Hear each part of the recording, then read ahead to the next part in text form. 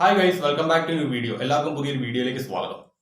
ജന്തർ മന്ദറിൽ നടന്ന CJP പ്രതിഷേധവുമായി ബന്ധപ്പെട്ട ഒരു അപ്ഡേറ്റ് ആണ് നമ്മുടെ ഈ ഒരു വീഡിയോ. എല്ലാവരും വീഡിയോ പൂർണ്ണമായിട്ടും കാണുവാൻ ശ്രമിക്കുക. കണ്ട ശേഷം മാത്രം നിങ്ങളുടെ വിലയേറിയ അഭിപ്രായം കമന്റ് ആയിട്ടൊന്ന് രേഖപ്പെടുത്തുക. ഈ ഒരു വീഡിയോ യൂട്യൂബിലാണ് കാണുന്നതെങ്കിൽ സബ്സ്ക്രൈബ് ചെയ്യാനും മറക്കരുത്. അതേപോലെ തന്നെ ഈ ഒരു വീഡിയോ നിങ്ങൾ ഫേസ്ബുക്കിലാണ് കാണുന്നതെങ്കിൽ ഫോളോ ചെയ്യാനും മറക്കരുത്. അതേപോലെ തന്നെ ലൈക്ക് ചെയ്യാനും കമന്റ് ചെയ്യാനും മറക്കരുത്. നമുക്കറിയാം, ജന്തർ മന്ദറിൽ നടന്ന CJP പ്രതിഷേധം അഥവാ വിദ്യാർത്ഥി പ്രതിഷേധം അവസാനിപ്പിച്ചത് CJP പ്രതിനിധികളും കേന്ദ്ര മന്ത്രിസഭയിലെ മുതിർന്ന അംഗങ്ങളും തമ്മിൽ നടത്തിയ ചർച്ചയുടെ അടിസ്ഥാനത്തിലാണ്. ഈ ഒരു ചർച്ചയിൽ CJP എന്ന് പറയുന്ന സംഘടന കേന്ദ്ര മന്ത്രിസഭയ്ക്ക് മുന്നിലേക്ക് വെച്ച ആവശ്യം 3 എണ്ണമായിരുന്നു. അതിൽ പ്രധാന ആവശ്യം എന്ന് പറയുന്നത് നീറ്റ് പരീക്ഷാ വിവാദവുമായി ബന്ധപ്പെട്ട് ജീവനൊടുക്കിയ വിദ്യാർത്ഥികളുടെ കുടുംബത്തിന് ഒരു കുടുംബത്തിന് 1 കോടി രൂപ എന്ന നിരക്കിൽ നഷ്ടപരിഹാരം നൽകണം. രണ്ടാമത്തെ ആവശ്യം എന്ന് പറയുന്നത് ഈ ഒരു വിദ്യാർത്ഥി പ്രതിഷേധത്തിൽ പങ്കെടുത്ത വിദ്യാർത്ഥികൾക്ക് മേൽ ചുമത്തിയിരിക്കുന്ന ഓരോ കേസുകളും റദ്ദ് ചെയ്യണം. അതുകൂടാതെ മൂന്നാമത്തെ ആവശ്യമായിരുന്നു കേന്ദ്ര വിദ്യാഭ്യാസ മന്ത്രിയായിട്ടുള്ള ധർമ്മേന്ദ്ര പ്രധാന്റെ രാജി. ഈ 3 ആവശ്യങ്ങളും കേന്ദ്ര സർക്കാർ അംഗീകരിച്ചു. ഇതിന്റെ അടിസ്ഥാനത്തിലാണ് CJP പ്രതിഷേധം അവസാനിപ്പിച്ചത്. എന്നാൽ കഴിഞ്ഞ ദിവസം സുപ്രീം കോടതിയിൽ നിന്ന് കേന്ദ്ര സർക്കാരിന് ഒരു തിരിച്ചടി ലഭിച്ചിരിക്കുകയാണ് ഈ ഒരു വിഷയവുമായി ബന്ധപ്പെട്ട്. അതായത് CJPയുടെ ആവശ്യമായിട്ടുള്ള വിദ്യാർത്ഥികൾക്കെതിരെ ചുമത്തിയ കേസുകൾ റദ്ദ് ചെയ്യണമെന്ന ആവശ്യം സുപ്രീം കോടതി തള്ളിക്കളഞ്ഞു. ഇതിൽ അതീവ പ്രാധാന്യമില്ലാത്ത അല്ലെങ്കിൽ അതീവ ഗൗരവപരമല്ലാത്ത കുറ്റകൃത്യങ്ങൾ മാത്രം റദ്ദ് ചെയ്യാനും ബാക്കിയുള്ള ക്രിമിനൽ സ്വഭാവമുള്ള കേസുകൾ തുടരാനും സുപ്രീം കോടതിയുടെ നിർദ്ദേശം വന്നു. ഇതോടുകൂടി തന്നെ CJPയുമായിട്ടുള്ള ധാരണ ഇവിടെ പൊളിയുകയാണ്. ഇനിയിപ്പോൾ അടുത്ത സമരവുമായിട്ട് CJP രംഗത്ത് വരുമോ ഇല്ലയോ എന്നൊന്നും നമുക്കറിയില്ല. എന്നാലും അതിന്റെ അപ്ഡേറ്റ് വരും ദിവസങ്ങളിൽ നമുക്ക് അറിയാൻ സാധിക്കുമെന്നാണ് കരുതുന്നത്. എന്തുകൊണ്ട് സുപ്രീം കോടതി ഇങ്ങനെ ഒരു നിർദ്ദേശം കേന്ദ്ര സർക്കാരിന് നൽകി? അതിന് കാരണം മറ്റൊന്നുമല്ല, ക്രിമിനൽ സ്വഭാവമുള്ള കേസുകൾ റദ്ദ് ചെയ്യാനോ ആ FIR സ്ക്വാഷ് ചെയ്യാനുള്ള അവകാശം കേന്ദ്ര സർക്കാരിനോ സംസ്ഥാന സർക്കാരിനോ ഇല്ല. അതിന്റെ പൂർണ്ണമായിട്ടുള്ള സ്വാതന്ത്ര്യം ബഹുമാനപ്പെട്ട കോടതികൾക്കാണ്. അതുകൊണ്ട് തന്നെയാണ് ഈ ഒരു വിഷയത്തിൽ കോടതിയുടെ ഭാഗത്തു നിന്ന് ഇങ്ങനെ ഒരു നിരീക്ഷണം വന്നിരിക്കുന്നത്. നമുക്കറിയാം, നമ്മുടെ ശബരിമല യുവതീ പ്രവേശനവുമായി ബന്ധപ്പെട്ട് ഭക്തർക്കെതിരെ ഏകദേശം 2643 കേസുകൾ രജിസ്റ്റർ ചെയ്തിരുന്നു.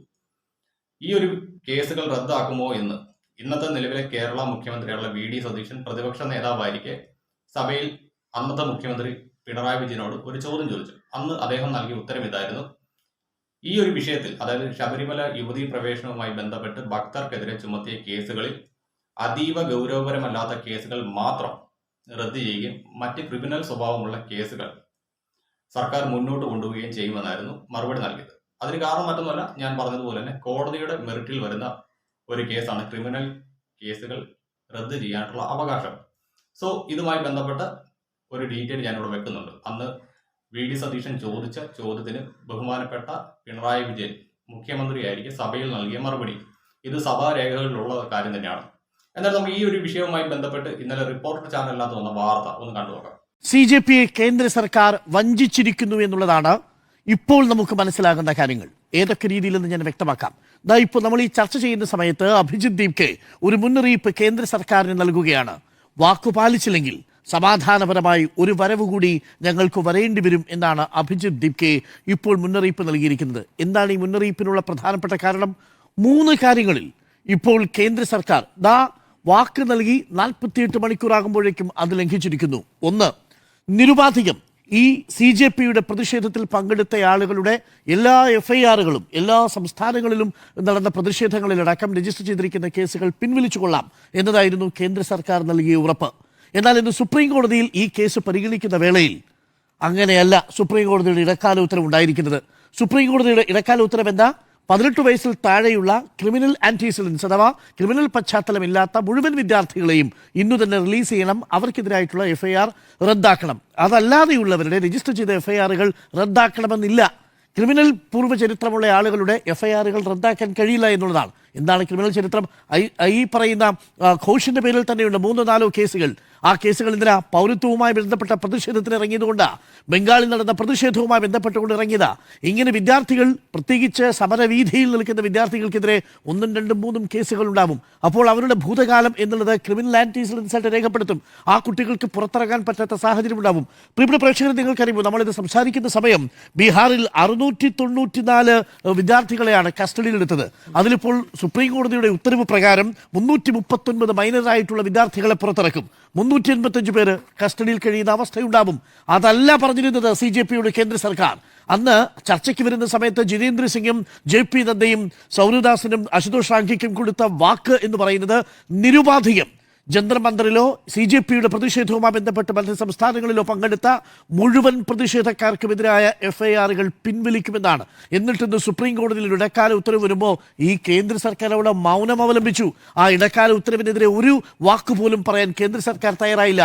കേന്ദ്ര സർക്കാർ ആ അർത്ഥത്തിൽ CJPയെ വഞ്ചിച്ചു. ഇതാണ് റിപ്പോർട്ടർ ചാനൽ പറഞ്ഞു വെക്കുന്നത്. നിങ്ങൾക്ക് തോന്നുന്നുണ്ടോ കേന്ദ്ര സർക്കാർ ഒരു എതിർ സത്യവാങ്മൂലമോ അല്ലെങ്കിൽ ഒരു ഹർജിയോ കൊടുത്തു കഴിഞ്ഞാൽ സുപ്രീം കോടതി ഇത് തള്ളിക്കളയുമെന്ന്? ഇല്ല. കാരണം മറ്റൊന്നുമല്ല, ഈ ഒരു പ്രതിഷേധത്തിൽ പങ്കെടുത്തതിനകത്ത് പലർക്കെതിരെ കേസുകളുണ്ട്. ഇപ്പോൾ ഞാൻ പറയാം, എനിക്കെതിരെ ഏകദേശം 32ഓളം കേസുകൾ നിലവിലുണ്ട്, പെറ്റി കേസുകളും അല്ലാതെയായിട്ട്. അതെല്ലാം പൊളിറ്റിക്കൽ ആയിട്ടുള്ള കേസുകളാണ്. ഈ ഒരു കേസുകളുമായി ബന്ധപ്പെട്ട് ഞാൻ കോടതിയിൽ പലപ്പോഴും പോകാറുണ്ട്. ചിലതെല്ലാം പെറ്റി കേസ് ആയതുകൊണ്ട് തന്നെ നമ്മൾ കോടതിയിൽ ഹാജരാകേണ്ട ആവശ്യമില്ല. അത് കൃത്യമായിട്ട് പെറ്റി അടച്ച് അങ്ങ് തീർക്കുകയാണ്. എനിക്കെതിരെ മെയിൻ ആയിട്ട് വന്നിരിക്കുന്ന ഒരു കേസുണ്ട്. അതിന്റെ വിചാരണ കഴിഞ്ഞ 7 വർഷമായിട്ട് നടന്നുകൊണ്ടിരിക്കുകയാണ്. ഈ ഒരു സാഹചര്യത്തിൽ ഞാൻ ഡൽഹിയിൽ പോയിട്ടുണ്ടെങ്കിൽ എനിക്കെതിരെ കേസ് രജിസ്റ്റർ ചെയ്യുമ്പോൾ എന്റെ പാസ്റ്റ് ഹിസ്റ്ററി പോലീസ് ചെക്ക് ചെയ്യും. എനിക്കെതിരെ ഇത്തരത്തിൽ നിരവധി കേസുകൾ ഇതിനു മുൻപ് രജിസ്റ്റർ ചെയ്തിരിക്കുന്നത് കൊണ്ട് തന്നെ ഇപ്പോൾ ഈ ഒരു ഡൽഹിയുടെ സമരവുമായി ബന്ധപ്പെട്ട് എനിക്കെതിരെ ഒരു കേസ് രജിസ്റ്റർ ചെയ്തിട്ടുണ്ടെങ്കിൽ ആ കേസ് യാതൊരു കാരണവശാലും റദ്ദ് ചെയ്യാൻ പറ്റില്ല. അതാണ് നമ്മുടെ നിയമം. ആ ഒരു നിയമം അട്ടിമറിക്കാണ്ട് നമ്മുടെ കേന്ദ്ര സർക്കാരിന് സാധിക്കില്ല. അല്ലെങ്കിൽ പിന്നെ കേന്ദ്ര സർക്കാർ വല്ല അടിയന്തരാവസ്ഥയും പ്രഖ്യാപിച്ചുകൊണ്ട് ഈ പറയുന്ന കണക്ക് കോടതിയെല്ലാം നോക്കുകുത്തിയാക്കിക്കൊണ്ട് ഈ പറയുന്ന കേസുകളെല്ലാം തന്നെ സ്ക്വാഷ് ചെയ്യണം. അങ്ങനെ വരുമ്പോൾ അത് ജനാധിപത്യത്തെ അട്ടിമറിക്കുന്നതിന് തുല്യമാണ്. കോടതി, അതേ കണക്ക് നമ്മുടെ പാർലമെന്റ്, ഇതെല്ലാം അടങ്ങിയ ഒരു സംവിധാനമാണ് ഈ പറയുന്ന ഇന്ത്യൻ കോൺസ്റ്റിറ്റ്യൂഷൻ. അത് മനസ്സിലാക്കാനുള്ള ബോധം പോലും റിപ്പോർട്ടർ ചാനലിലെ അരുൺകുമാറിനില്ല എന്ന് പറയുമ്പോഴാണ് വളരെ പരിതാപകരമായിട്ട് എനിക്ക് ഈ ഒരു അവസ്ഥയെ കാണാൻ തോന്നുന്നത്. മറ്റൊന്നുമല്ല, അന്ധമായിട്ടുള്ള BJP വിരോധം തന്നെയാണ് ഈ ഒരു വിഷയത്തിനകത്ത് ഇവർ കാണിച്ചുകൊണ്ടിരിക്കുന്നത്. ഇതിന്റെ സത്യാവസ്ഥ എന്ന് പറയുന്നത്, കേന്ദ്ര സംസ്ഥാന സർക്കാരുകൾക്ക് ക്രിമിനൽ കേസുകൾ റദ്ദ് ചെയ്യാനുള്ള അധികാരമോ അവകാശമോ ഇന്ത്യൻ ഭരണഘടന നൽകുന്നില്ല. അതുകൊണ്ട് തന്നെ കേന്ദ്ര സർക്കാർ എത്ര ബാധിച്ചാലും ഈ ഒരു കേസ് റദ്ദാക്കാൻ സുപ്രീം കോടതി തയ്യാറാവില്ല. അങ്ങനെ ഉള്ളപ്പോഴത്തേക്ക് കേന്ദ്ര സർക്കാരിന് പ്രത്യേകിച്ച് ഇതിനകത്തൊന്നും ചെയ്യാനില്ല. ഇനിയിപ്പോ ഇൻ കേസ് എന്തെങ്കിലും ഒരു ഓർഡിനൻസ് ഇറക്കിക്കൊണ്ട് കേന്ദ്ര സർക്കാർ ഈ കേസുകളെല്ലാം തന്നെ സ്ക്വാഷ് ചെയ്ത് കഴിഞ്ഞാൽ അടുത്ത സെക്കൻഡിൽ പല ആളുകളും ഇൻഡിവിജ്വലായിട്ടും അല്ലാതെ കൂട്ടമായിട്ടൊക്കെ ഹർജികളുമായിട്ട് കോടതിയെ സമീപിക്കും. അതായത് ഈ CJP സമരവുമായി ബന്ധപ്പെട്ട് നടന്ന അതിക്രമങ്ങളിലെല്ലാം തന്നെ നല്ല രീതിയിൽ അമർഷമുള്ള ആളുകളുണ്ട്. ഈ കേന്ദ്ര സർക്കാർ CJPയും തമ്മിൽ നടത്തിയ ചർച്ചയിൽ ഈ കേസുകളെല്ലാം തന്നെ റദ്ദ് ചെയ്യുമെന്ന് പറഞ്ഞപ്പോൾ രാജസ്ഥാനിൽ നിന്ന് തന്നെയായിരുന്നു ആദ്യമേ ഒരു മുറവിളി വന്നത്. ഈ കേസുകൾ റദ്ദ് ചെയ്തു കഴിഞ്ഞാൽ അടുത്ത നിമിഷം ഞങ്ങൾ കേന്ദ്ര സർക്കാരിനെ കക്ഷി ചേർത്തുകൊണ്ട് ഒരു ഹർജി സുപ്രീം കോടതിയിൽ ഫയൽ ചെയ്യുമെന്നായിരുന്നു അവിടെ നിന്ന് വന്ന ഒരു ന്യൂസ്. എന്നാലും ഈ ഒരു സാഹചര്യത്തിൽ ഈ പറയുന്ന കേസുകളൊന്നും തന്നെ റദ്ദ് ചെയ്യാനായിട്ട് പറ്റില്ല. അത് ക്രിമിനൽ സ്വഭാവമുള്ളത്.